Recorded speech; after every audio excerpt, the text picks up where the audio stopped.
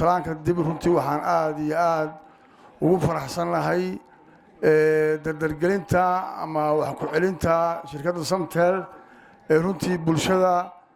Puntland iyo kuwa gobolka Sanaag degmada Baran ay ku qabanayso caawa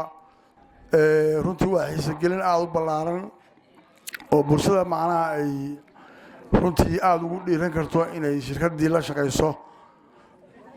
hadday tahay ku hadalkii kaararka iyo hadday tahay internetkii runtii xiisagelin bay Samtel keentay shirkadaha kalena waxaa laga rabaa inay runtii ummadda wax ku celiyaan aana wax ka guran keliya iyadoo weliba runtii aan ugu mahadnaqayo qaabka ku hadalka iyo kan internetkaba inay runtii aad uga jaban tahay in badanna hadda magaalada ay runtii gelisay aad baan uga mahadnaqaynaa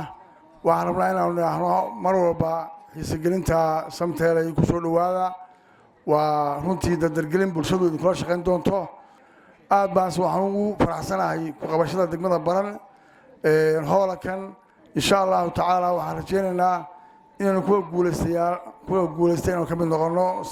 macaamilu isticmaal adeega idahab dhammaan baahiyaha ganacsiga ku iibso lacag dirid ku shuba ribaad iyo internet